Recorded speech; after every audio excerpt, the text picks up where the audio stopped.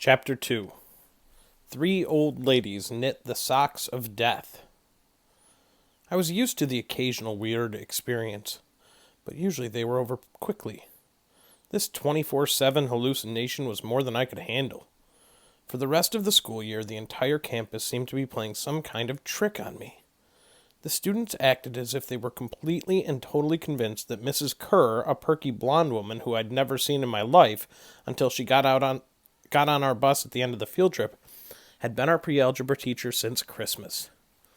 Every so often I would spring a Mrs. Dodds reference on somebody just to see if I could trip them up, but they would stare at me like I was a psycho. It got so I almost believed them. Mrs. Dodds never existed. Almost. But Grover couldn't fool me. When I mentioned the name Dodds to him, he would hesitate, then claim she didn't exist. But I knew he was lying. Something was going on. Something had happened at the museum. I didn't have much time to think about it during the days, but at night, visions of Mrs. Dodds with talons and leathery wings would wake me up in the cold sweat. The freak weather continued, which didn't help my mood. One night a thunderstorm blew out the windows in my dorm room. A few days later, the biggest tornado ever spotted in the Hudson Valley touched down only 50 miles from Yancey Academy. One of the current events we studied in social studies class was the unusual number of small planes that had gone down in sudden squalls in the Atlantic that year. I started feeling cranky and irritable most of the time. My grades slipped from D's to F's. I got into more fights with Nancy Bobofit and her friends. I was sent out into the hallway in almost every class. Finally, when our English teacher, Mr. Nickel, asked me for the millionth time why I was too lazy to study for spelling tests, I snapped. I called him an old sot. I wasn't even sure what it meant, but it sounded good. The headmaster sent my mom a letter of the following week, making it official. I would not be invited back to next year to Yancey Academy. Fine, I told myself. Just fine. I was homesick. I wanted to be with my mom in our little apartment on the Upper East Side, even if I had to go to public school and put up with my obnoxious stepfather and his stupid poker parties. And yet there were things I'd miss at Yancey. The view of the woods out my dorm window, the Hudson River in the distance, the smell of pine trees. I'd miss Grover, who'd been a good friend, even if he was a little strange. I worried how he'd survive next year without me. I'd miss Latin, too. Mr. Brunner's crazy tournament days and his faith that I could do well. As exam week got closer, Latin was the only test I studied for. I hadn't forgotten what Mr. Brunner had told me about this subject being life and death for me. I wasn't sure why, but I started to believe him. The evening before my final, I got so frustrated I threw the Cambridge Guide to Greek Mythology across my dorm room. Words had started swimming off the page, circling my head, the letters doing 180s as if they were riding skateboards. There was no way I was going to remember the difference between Chiron and Charon, or polydictes and polydeuces. And conjugating those Latin verbs? Forget it. I paced the room, feeling like ants were crawling around inside my shirt. I remembered Mr. Brunner's serious expression, his 1,000-year-old eyes. "I will accept only the best from you, Percy Jackson." I took a deep breath. I picked up the mythology book. I'd never asked a teacher for help before. Maybe if I talked to Mr. Brunner, he could give me some pointers. At least I could apologize for the big fat F I was about to score on his exam. I didn't want to leave Yancey Academy with him thinking I hadn't tried. I walked downstairs to the faculty offices. Most of them were dark and empty, but Mr. Brunner's door was ajar, light from his window stretching across the hallway floor. I was 3 steps from the door handle when I heard voices inside the office. Mr. Brunner asked a question. A voice that was definitely Grover's said, "Worried about Percy, sir." I froze. I'm not usually an eavesdropper, but I dare you to try not to listen if you hear your best friend talking about you to an adult. I inched closer. "Alone this summer," Grover was saying. "I mean, a kindly one in the school? Now that we know for sure, and they know too." "We would only make matters worse by rushing him," Mr. Brunner said. "We need the boy to mature more." But he may not have time. The summer solstice deadline will have to be resolved without him, Grover. Let him enjoy his ignorance while he can. Sir, he saw her. His imagination, Mr. Brunner insisted. The mist over the students and staff will be enough to convince him of that. Sir, I can't fail my duties again. Grover's voice was choked with emotion. You know what that would mean. You haven't failed, Grover, Mr. Brunner said kindly. I should have seen her for what she was. Now let's just worry about keeping Percy alive until next fall. The mythology book dropped out of my hand and hit the floor with a thud. Mr. Brunner went silent. My heart hammering, I picked up the book and backed down the hall. A shadow slid across the lighted glass of Mr. Brunner's door. The shadow of something much taller than my wheelchair-bound teacher, holding something that looked suspiciously like an archer's bow. I opened the nearest door and slipped inside. A few seconds later, I heard a slow clop, clop, clop, like muffled wooden blocks, then a sound like an animal snuffling right outside my door. A large, dark shape paused in front of the glass, then moved on. A bead of sweat trickled down my neck. Somewhere in the hallway, Mr. Brunner spoke. Nothing, he murmured. My nerves haven't been right since the winter solstice. Mine neither, Grover said. But I could have sworn. Go back to your dorm, Mr. Brunner told him. You've got a long day of exams tomorrow. Don't remind me. The lights went out in Mr. Brunner's office. I waited in the dark for what seemed like forever. Finally, I slipped out into the hallway and made my way back to the dorm. Grover was lying on his bed, studying his Latin exam notes like he'd been there all night. Hey, he said bleary-eyed. You going to be ready for this test? I didn't answer. You look awful, he frowned. Is everything okay? Just tired. I turned so he couldn't read my expression and then started to getting ready for bed. I didn't understand what I'd heard downstairs. I wanted to believe that I'd imagined the whole thing. But one thing was clear. Grover and Mr. Brunner were talking about me behind my back. They thought I was in some kind of danger. The next afternoon, as I was leaving the 3-hour Latin exam, my eyes swimming with all the Greek and Roman names I'd misspelled, Mr. Brunner called me back inside. For a moment, I was worried he'd found out about my eavesdropping the night before, but that didn't seem to be the problem.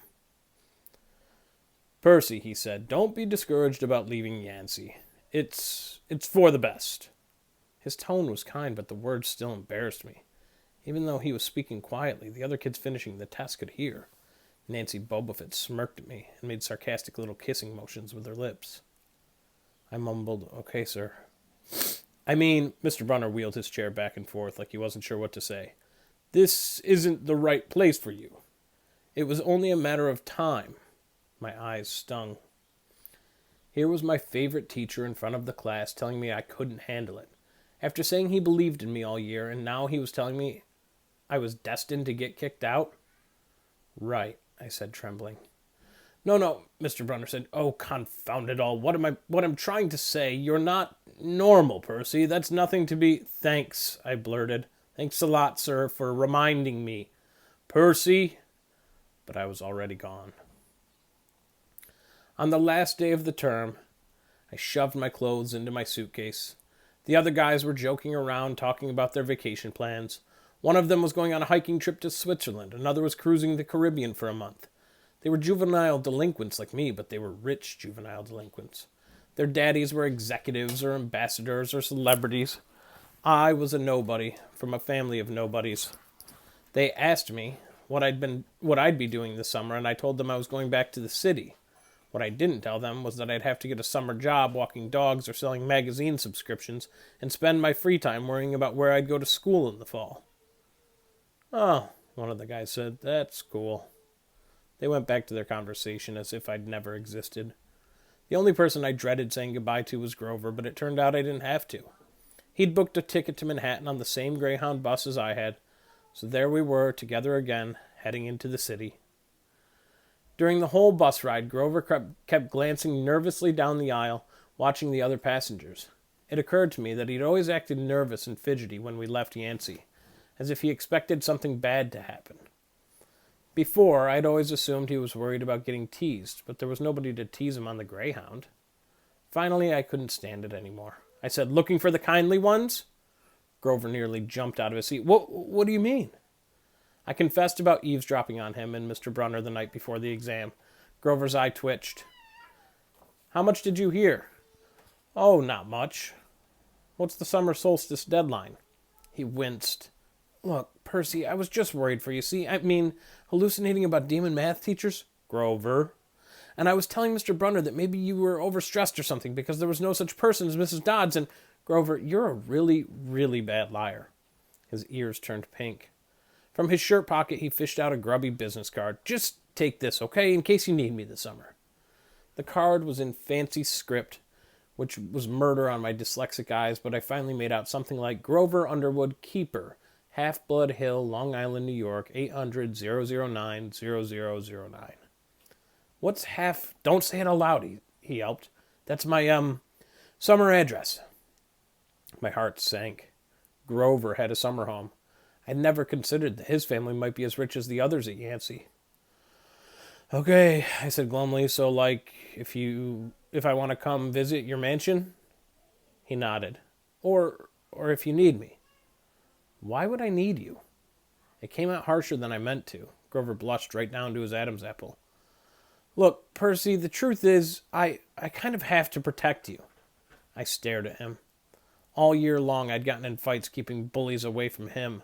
I'd lost sleep worrying that he'd get beaten up next year without me. And here he was, acting like he was the one who defended me. "Grover," I said, "what exactly are you protecting me from?" There was a huge grinding noise under our feet.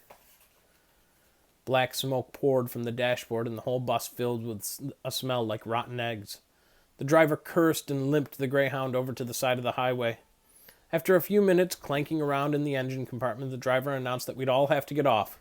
Grover and I filed outside with everybody else. We were on a stretch of country road, no place you'd notice if you didn't break down there. On our side of the highway was nothing but maple trees and litter from passing cars. On the other side, across 4 lanes of asphalt shimmering with afternoon heat, was an old-fashioned fruit stand. The stuff on sale looked really good. Heaping boxes of blood-red cherries and apples, walnuts and apricots, jugs of cider, and a clawfoot tub full of ice. There were no customers, just 3 old ladies sitting in rocking chairs in the shade of a maple tree, knitting the biggest pair of socks I'd ever seen. I mean, these socks were the size of sweaters, but they were clearly socks. The lady on the right knitted one of them. The lady on the left knitted the other. The lady in the middle held an enormous basket of electric blue yarn. All 3 women looked ancient, with pale faces, wrinkled like fruit leather. Silver hair tied back in white bandanas, bony arms sticking out from bleached cotton dresses. The weirdest thing was, they seemed to be looking right at me. I looked over at Grover to say something about this, and saw that the blood had drained from his face. His nose was twitching. "Grover," I said, "hey man, tell me they're not looking at you. They are, aren't you?" "Yeah, weird, huh? You think those socks would fit me?" "Not funny, Percy. Not funny at all." The old lady in the middle took out a huge pair of scissors, gold and silver, long-bladed like shears. I heard Grover catch his breath. "We're getting on the bus," he told me. "Come on." "What?" I said. "It's 1,000 degrees in there." "Come on!" He pried open the door and climbed inside, but I stayed back. Across the road, the old ladies were still watching me. The middle one cut the yarn, and I swear I could hear that snip across 4 lanes of traffic. Her friends balled up the electric blue socks, leaving me wondering who they could possibly be for. Sasquatch or Godzilla? At the rear of the bus, the driver wrenched a big chunk of smoking metal out of the engine compartment. The bus shuddered and the engine roared back to life. The passengers cheered. "Darn right," yelled the driver. He slapped the bus with his hat. "Everybody back on board." Once we got going, I started feeling feverish, as if I'd caught the flu. Grover didn't look much better. He was shivering and his teeth were chattering. "Grover?" "Yeah?" "What are you not telling me?" He dabbed his forehead with his shirt sleeve. "Percy, what did you see back at the fruit stand?" "You mean the old ladies? What is it about them, man? They're like Mrs. Dodds, aren't they?" His expression was hard to read, but I got the feeling that the fruit stand ladies were something much, much worse than Mrs. Dodd's. He said, "Just tell me what you saw." The middle one took out her scissors and she cut the yarn.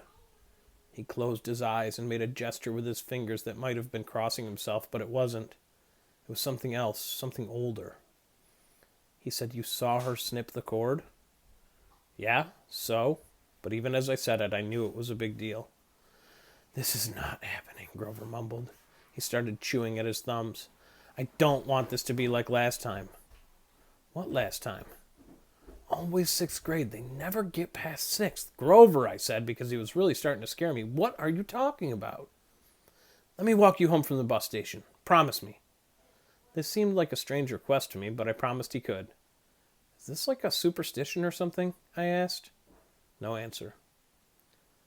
"Grover, that snipping of the yarn, does that mean somebody is going to die?" He looked at me mournfully, like he was already picking the kind of flowers I'd like best on my coffin.